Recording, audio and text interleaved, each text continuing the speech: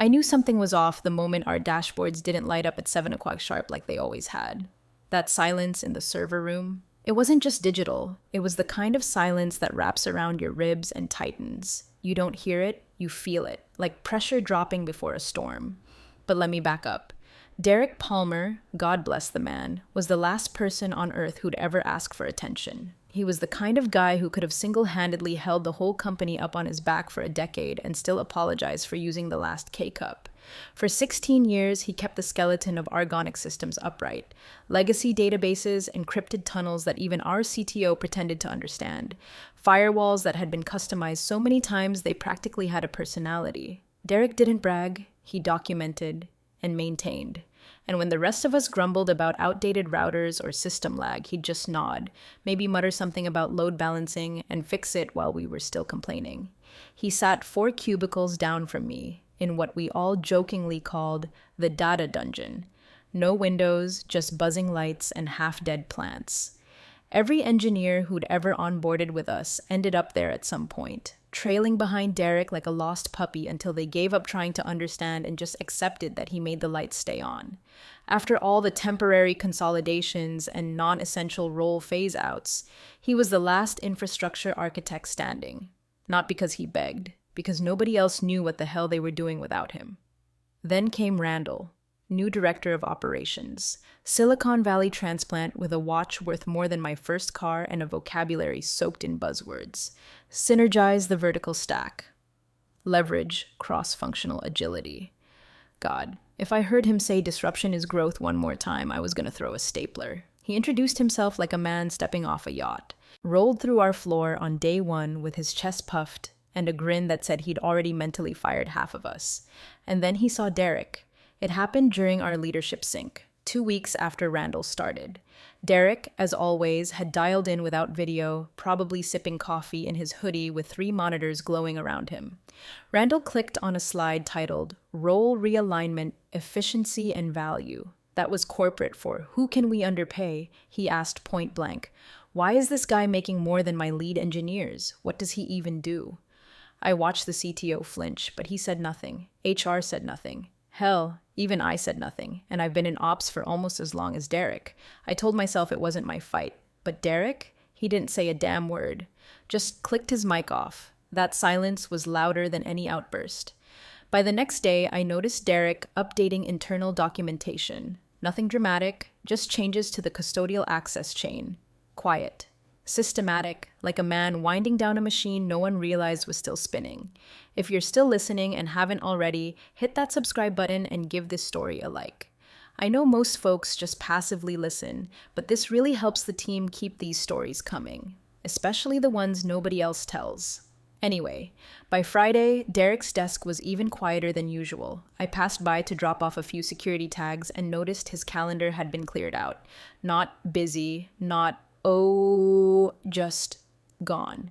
Turns out Randall had called a surprise restructuring meeting that morning. He offered Derek and 5 others a 30% pay cut to align legacy roles with modern expectations. That was the phrase. Derek asked one question. Is this across the board? Randall smirked. Just legacy tech? You're free to leave if that doesn't work for you. No one spoke. I wanted to. God, I wanted to. But I just looked down at my notebook like a coward. Derek nodded, packed his bag, and left. And no one realized that in doing so, we just amputated the only brain keeping $300 million worth of infrastructure breathing. Not yet. But we would. The room was too small for the kind of bomb Randall dropped that morning. 10 of us were crammed into Conference 3B, chairs scraping against laminate tile, stale coffee steaming in chipped mugs. Derek sat 2 seats to my right, same expression he always wore. Neutral, unreadable, the human embodiment of don't bother me unless something's on fire, which, funny enough, would feel prophetic in about 24 hours. Randall stood at the front, hands folded like a pastor ready to deliver a funeral sermon, only smugger. The projector clicked on, a single slide. Restructuring Phase 1, Efficiency through Realignment. And just like that, without even a warm-up, he said it. Effective immediately, certain roles will undergo compensation adjustments to reflect the evolving needs of Argonic systems. Translation. Pay cuts. Big ones. The room tensed like a pulled muscle. Someone, probably Jared from DevOps, choked on his coffee. Derek didn't move. Randall continued like he was reading off a lunch menu. Infrastructure, legacy system support, and static compliance functions will be reduced by 30%. This is non-negotiable. It's a step toward leaner, more agile operations. I felt heat rise in my neck. Legacy systems? That's half the damn company. That's Derek. Hell, that is the company. But Derek just leaned forward, laced his fingers on the table, and asked calmly, "Is this across the board?" Randall blinked, feigned confusion. "Excuse me?" Derek repeated it. "Is the 30% cut across the board, you included?" The director's lips twitched like he'd bitten into something sour. Then that smirk, God, that punchable startup founder smirk, slithered across his face. "Just legacy tech roles. Take it or leave." You could hear the oxygen leave the room. No one backed Derek, not one voice. Not even the CTO, who sat next to me, pretending to review a Slack notification like his life depended on it. I didn't speak either because I knew what this was. It wasn't cost-cutting. It was an execution. Derek looked around the room, slowly, one by one, at people he'd helped onboard, troubleshoot, cover for, me included. I couldn't hold his gaze. I stared at my tablet, feeling like my chair had turned to wet cement. He nodded once, stood up, and said only this. "All right then. No theatrics, no protest. Just folded his laptop, unplugged his charger, tucked it all into that frayed brown backpack he always carried. Randall leaned against the credenza with that casual arrogance of a man who thought he'd won. "Good luck out there," he called after Derek, like some middle manager delivering a sitcom exit line. Nobody laughed. I followed Derek into the hall a few minutes later. I wanted to say something. Apologize, maybe. I caught up just as he passed the HR bullpen. One of the interns shoved a packet into his hand, his exit file. I heard her say, "Just sign here and we'll close everything out." Didn't even look up from her phone. He signed. She countersigned. Nobody read a word. And in that moment, something shifted. Not in Derek. He was the same calm shadow he always was. No. It shifted in me because I realized something bone deep. We hadn't just lost a technician. We just unhooked the brainstem from the body. And no one, not Randall, not legal, not even the CTO, seemed to know that Derek wasn't just maintaining systems. He was the system. He walked out that Friday with nothing but a laptop, a pack of Altoids, and a severance agreement that was about to become the most expensive piece of paper in Argonic's history. And none of us had the spine to stop him. The following Monday was disturbingly quiet, like the building itself knew something irreversible had cracked beneath the floorboards. Derek was scheduled for a 10 o'clock a.m. knowledge transfer with two junior techs fresh out of college who looked like they'd wandered into the wrong meeting and were too polite to say so. I sat 2 doors down, listening to one of them ask Derek what a dependency ring was. His answer was so patient, so precise, it made me wince. He didn't rush, didn't rant, just opened a folder labeled handoff materials, a dozen PDFs, some architecture maps, 2 README texts, and a single file titled Custodial Access Key Map, decommissioned. That was the only one with a timestamp from that morning. The rest? Weeks old. Meaning Derek had been preparing long before Randall ever pulled the trigger. The systems, of course, were still humming. There were no alarms, no outages, just the illusion of stability, because that's what Derek built. A system so dependent on his credentials, his process, his mental blueprint, that it could coast for days without a soul noticing it was brain dead underneath. Around noon, I passed by his desk to grab my backup drive. The corner was half empty, just a black mug, a well-worn mousepad, and a sticky note that said, "Router 9's heartbeat still pings every 30 seconds. Don't trust it." I don't know if it was a joke or a warning. With Derek, it was always both. When he turned in his badge, the security guard barely looked up. No one escorted him out. There were no dramatic send-offs or farewell cakes, just HR pushing through his termination packet with a little more speed than usual, courtesy of Randall, who reportedly said, "Let's not drag this out. Just process him clean." That's the kind of sentence you say about an error, not a person. I later found out legal had signed off without a review. Normally, they'd comb through anything involving infrastructure custodianship like it was a live grenade. But Randall had made it priority urgent, and legal, worn thin after another quarter of cuts, just checked the box and moved on. No one noticed the clause at the bottom of page 6. The one tied to revocation of layered custodial access upon termination of the final named admin. I doubt Derek expected anyone to. That clause had his name on it, literally. Drafted by him after the last compliance audit when the auditors flagged our shared admin credentials as a security risk. Derek, of course, had fixed it. No more shared keys, no more one password to rule them all. Just a layered web of custodial tokens and time-stamped authorization nodes, all tied to Derek Palmer, infrastructure custodian of record. And now those keys were gone. He walked out that afternoon like he always walked through life, unbothered, unreadable, unnoticed by everyone except the systems he built. I caught a glimpse of him in the parking garage, just before the elevator doors shut. Backpack slung over one shoulder, coffee in hand, keys dangling from 2 fingers. He looked free. Not victorious, not bitter, just released. I wanted to run after him, to say something, anything. But what could I say that wouldn't sound hollow after what we'd let happen? He was gone before I could figure it out. And somewhere inside the servers we all took for granted, a countdown had quietly begun. Not out of spite, but because the one man who understood the machine had finally stepped away from it, and no one was left to wind the gears. At first, it was just a blip. Our internal dashboards threw a 5:03 error at 7:03 a.m. Nothing earth-shattering, just enough to nudge a few of us to refresh twice and mutter under our breath. By 7:07, the staging servers started timing out mid-deploy. Still manageable, we'd had worse. But by 7:12, when the client-facing API went completely dark and alerts started pinging every channel we had, people stopped sipping their coffee. I was already in early, checking Q4 workflows when the pings turned into pings on fire. First Slack, then pager duty, then calls. I ran to my console. Nothing would authenticate, like the system had just shut its eyes.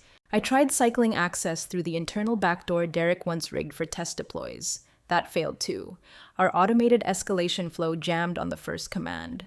One by one, access tokens were failing silently across multiple nodes. It felt like chasing ghosts through smoke. Randall came strutting in at 7:45, oblivious as hell, saw a room full of devs pacing like cornered dogs and chuckled. Everyone working hard or hardly working. It wasn't funny. No one laughed. The lead engineer finally snapped. "We can't access the failovers. Credentials aren't verifying." Randall raised a brow, slow to grasp the gravity. "Probably network congestion. Did you reboot the tunnels?" Congestion. We were watching our entire architecture evaporate in real time, and he was talking like someone unplugged a router. Meanwhile, client services was on fire. Literally dozens of inbound tickets from every direction. Failed authentications, server 500s, sync errors. Our largest vendor, Primix Systems, had already sent 3 emails asking why their integration heartbeat had flatlined. At 8:12, the load balancer began ghosting live traffic. That's when I heard someone whisper it under their breath. "Where's Derek?" The room went silent for half a second. The kind of silence that makes your stomach knot. Every pair of eyes darted toward the back wall, toward the empty desk, still untouched since Friday. His old chair didn't even roll when the AC kicked on. Then the CTO burst in like a storm front, eyes bloodshot and jaw locked. "Where are the backup keys?" The room just stared.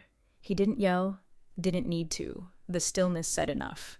Because deep down, we all already knew. There were no backup keys, not the kind that mattered. Not since Derek overhauled the infrastructure custodian framework last year. No shared root logins, no admin skeleton key. Everything was tokenized, time-stamped, nested, and Derek had built every layer of it. And Derek was gone. The CTO locked eyes with Randall. "Tell me you did not let the only custodian walk without securing secondary access." Randall tried to bluff, arms crossed like he was still the smartest guy in the room. He uploaded handoff docs. "What handoff docs?" the CTO snapped. Randall pointed vaguely toward the confluence index. "The PDFs. There's a system map." I didn't mean to, but I laughed, out loud. The kind of hopeless, reflexive laugh you bark when someone hands you a crayon drawing of a car engine and tells you to rebuild a transmission.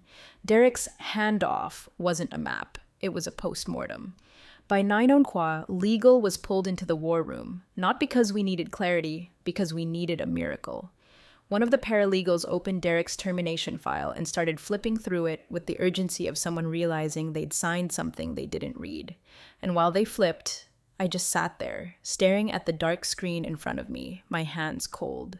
We hadn't just lost access. We hadn't just lost a technician. We'd lost the one person whose absence could turn $1 billion operation into a paperweight. And now, the whole building knew it. You ever see someone's soul leave their body in real time? Because that's what it looked like when legal found the clause. We were packed into the executive conference room like survivors waiting for air. Randall sat at the head, arms crossed like he was still in control, but his foot kept tapping under the table, fast and anxious. The CTO stood behind him, looming, staring over the shoulders of two legal associates flipping through Derek's exit paperwork like it might suddenly rewrite itself if they blinked too slowly. And then it happened. Page 6. Third paragraph from the bottom. The associate highlighted it without saying a word, just turned the document toward the CTO and tapped it once with her pen. The room exhaled, hard. It read, Final Administrative Custodian D. Palmer. Revocation executed upon termination of employment, effective immediately. The CTO didn't speak. He didn't blink. Just took a step back, one hand gripping the back of a chair like he needed it to stay upright. Then he said it quietly, almost like he was asking the ceiling to confirm it for him. Wait, he was the primary custodian? Randall sat up straighter, defensive. No, we had shared credentials. Everyone on the infra team had access. Legal didn't even look up. That policy was deprecated last November, following the SOC2 audit. The CTO's head snapped toward Randall. You didn't read the infrastructure update? Randall raised his voice, defensive turning into desperate. It was a 78-page policy packet. I had ops filter it down. Legal finally looked up. Derek rewrote the entire custodial protocol last year. Section 14B, no shared keys, no mirrored admin profiles. Every access node is single-threaded through unique identity custodianship. The only one listed was him. The silence that followed was like a dead signal in your ears. The CTO exploded. You let the only admin with final keys walk out?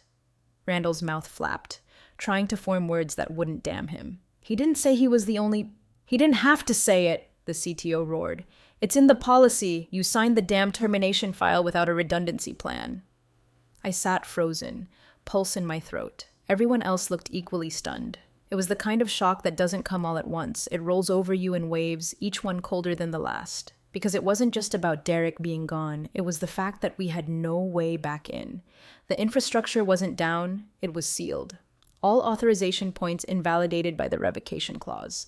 No overrides, no recovery shell. Every backup token, every credential handoff, every node tree, chained to a name that no longer existed in our system. Derek Palmer. Removed. And with him, every key that mattered. The CTO turned slowly back to legal, voice lower now. Is there any way to reverse that clause? Legal shook their head. Not without direct authorization from the former custodian. It's airtight. He drafted it. It passed audit. It's policy now. Randall stood. Fine. Then we bring him back in. We offer him a consulting rate or something. This is fixable. The CTO didn't move. You really think he's coming back because you asked? That hit harder than anything else in that room. Because in that moment, we all realized the same thing. Derek hadn't slammed a door when he left. He'd locked it quietly behind him. And now the company was standing in the hallway, begging to get back in. By noon, Derek's name had gone from an afterthought to a full-on chant in every hallway. Has anyone heard from Derek? Can we call Derek? Did anyone save his personal email? The CTO was pacing like a madman in his office, firing off Slack messages that hung unread in the void. His assistant tried Derek's number every 20 minutes on the dot. Voicemail, no ring, just that cold Verizon robot voice, polite and final. This number is currently unavailable. We all knew he was seeing the calls. Derek was many things, but unreachable wasn't one of them, not unless he wanted to be. By 2:00, the client calls started to shift. No longer just, hey, your API is glitching. Now it was, we're pausing all data syncs until your systems stabilize. By 3:00, one of our top-tier enterprise clients, Valtech Logistics, formally halted their payment pipeline.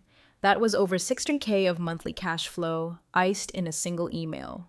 Until your systems are operational and your custodial access is restored, we are suspending all invoices. The blood drained from Randall's face when that came through. I watched him stumble into the CTO's office, trying to deflect. This is an infrastructure oversight. IT didn't maintain proper distribution of access responsibilities. The CTO didn't even let him finish. You fired the only person with those responsibilities and fast-tracked his termination. Randall tried to save face.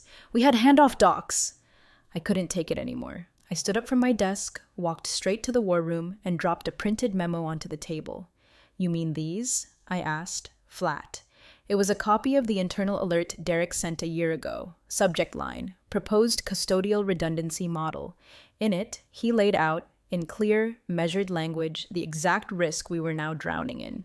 One quote was already burned into my memory. If infrastructure custodial duties remain single-threaded, then loss of that custodian, voluntary or involuntary, will trigger a cascading system access lockout. This is not theoretical. I watched the CTO read that line 3 times, lips pressed white. Randall looked at it like it was written in Greek. And who received this? He asked weakly. Everyone in ops, I said. You included, you replied with a thumbs up emoji. Randall looked like he was aging in real time. That's when legal got involved again. The CTO, now completely done pretending things would magically resolve, summoned them for an emergency consultation. In hushed tones behind the glass, they discussed terms of re-engagement, consulting rate caps, and, my personal favorite, limited liability indemnification language. Translation: we're screwed, but maybe we can buy our way out. They started drafting an offer that sounded more like a ransom note, emergency retainer, NDA waiver, full restoration of admin authority, with backdated immunity for any changes made during reentry. I could see it in the CTO's eyes. This wasn't about fixing infrastructure anymore. This was about saving the company's spine. They asked me to track down a secondary number for Derek. I said nothing, just looked at the exit clause again, that quiet line at the bottom. All final access privileges to be revoked at time of custodian departure, per policy. It didn't scream, it didn't threaten, it just waited, like Derek knew, like he'd seen it all coming, a year ahead, and handed us the key before we ever noticed the door. And now, behind closed doors filled with flailing suits and whispered legalese, we were realizing that the only way back in was through him. It was nearly sunset by the time the CTO's call finally went through. After dozens of unanswered attempts, voicemail after voicemail stacking up like unpaid debts, the line clicked, and Derek picked up. No hello. Just the quiet crackle of wind through trees, the sound of distant birdsong, and the faint clink of a coffee mug being set on a wooden surface. The CTO stood frozen, phone pressed to his ear like it weighed 50 pounds. Derek, he said, breath shallow. We're down. Full infrastructure loss. Token expiration across all nodes. Nothing's verifying. You're the only one who can restore it. There was a long silence on the other end. A silence so intentional it felt like judgment. I figured that out, Derek finally said. His voice was level, calm, like someone commenting on the weather. You're calling from your office or Randall's? The CTO blinked. Mine. Good, Derek said. Another pause. Then, are you authorized to renegotiate my contract and position? The CTO didn't hesitate. Yes. Derek didn't respond right away. The CTO turned, mouthing to legal and HR, who were now standing nearby like anxious interns. He picked up. The speakerphone stayed on low volume. Everyone leaned in. Before we go further, Derek said, I want to be clear. I'm not talking about a temp fix. I don't do duct tape. Understood. I won't walk back into a system held together with spit and wishful thinking, just to be blamed when it collapses again. You won't. And I don't answer to Randall. You won't have to. There was another pause, heavier this time. You could hear the CTO swallow. Derek's voice was low, deliberate. Then you'll need to write up new terms. Triple my previous salary. Change my title to Architect Emeritus. Full remote access. 20-year custodial license agreement. Immunity for infrastructure decisions. I set the handoff pace, and I choose who shadows me. The CTO looked at legal. Legal didn't blink, just nodded. Done, the CTO said. You'll email me a draft within the hour, Derek continued. Until I approve it, I'm not touching a thing. Of course. And Randall? Already being handled. I want it in writing. You'll have it. There was a soft exhale through the speaker. A cabin door creaked open in the background. Derek stepped outside, wind brushing the microphone, a bird chirping once like punctuation. I didn't burn anything, Derek said finally. I just removed myself from the chain. The CTO nodded, though no one could see it. We know. Good, Derek replied. Then you understand what happens if I walk away again. Click. The call ended. The CTO stood still for a full 10 seconds, as if afraid to move and break whatever just formed. Then he turned to legal and said, "Draft the contract. Now." No shouting, no panic, just movement. Because everyone in that room understood something they hadn't before. Not really. Derek wasn't coming back. He was letting us come to him. The signed agreement came through at 6:41 the next morning. I saw the timestamp when legal forwarded the final PDF with one line in the subject. Palmer contract, executed. And just like that, he was technically back, though no one saw him. Not in the office, not on Zoom, not even in Slack. His email pinged once with a subject line. Phase 1. Access restoration begins. No salutation, no signature, just a Google Drive folder link titled Custodial Cascade Reentry and a list of names who were authorized to follow his rebuild protocol. I was one of them. The CTO told everyone not to question the methods, just support the implementation. He knows what to do, was the official line. But off record, we were told to follow Derek's lead like it was doctrine. He didn't restore everything at once. No magic button, no single heroic upload. He unraveled the dead infrastructure thread by thread, starting with heartbeat pings from the oldest nodes and crawling up the stack. Authentication chains, token vaults, load balancer logic. At each step, he wrote precise instructions for 2 shadow admins, a senior engineer named Rafiq and me. We weren't just watching him work this time. We were learning how to carry it when he inevitably stepped away again. Every layer he restored came with a warning. No shortcuts. Document everything. No overlap of custodial roles without mirrored exit keys. It was surgical. Like watching someone perform open-heart surgery on a city while the lights flickered back to life one grid at a time. By noon that day, the client API was pulsing again. By 3:00 Quoc, internal systems stabilized. The monitoring dashboard turned from red to amber. And by end of week, Valtech resumed their payment cycle with a simple email. Glad to see the lights are back on. Thanks for the transparency. Behind the scenes, Randall was gone. No announcement, no meeting, just removed. His access revoked, his badge deactivated, his name scrubbed from the org chart like a ghost who'd never mattered. HR whispered that his severance was cut in half due to contractual negligence. There were rumors of pending litigation, but no one confirmed it. Honestly, no one cared. The building exhaled without him. Meanwhile, Derek's new profile showed up in the directory, even though no one had the nerve to ping him. D. Palmer, Architect Emeritus, Remote Sovereign Consultant. Under his job description, it just read, Custodial Oversight and Systems Continuity, his pay, triple. Not a bonus, not a stipend, salary, and not some contractor nonsense. The contract named him as a sovereign license holder of the infrastructure IP until 2045. 20 years of uninterrupted access. If they ever tried to cut him loose again without express legal cause, they'd owe him damages and be locked out of their own systems per the custodial fail-safe clauses. The CTO met with us at week's end. Not in the war room, not in panic, just a quiet conference room and calm tone. We nearly lost everything, he said, not because of sabotage, but because we underestimated the value of continuity. We all nodded.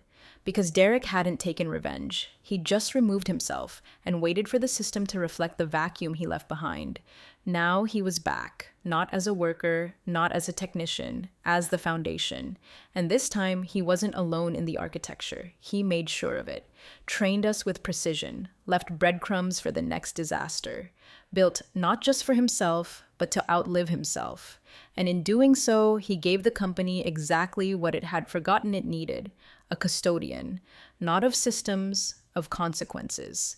3 months later, the building felt different. Not louder, not busier, just steadier, like someone had finally taken their foot off a fault line and let the earth breathe. Most people wouldn't have noticed it, but those of us who'd lived through the blackout, as it was now called in hushed coffee machine conversations, could feel it in the bones of the place. Systems hummed instead of groaned. Support tickets dropped by 70%. Onboarding wasn't chaos anymore. It was a checklist with real documentation.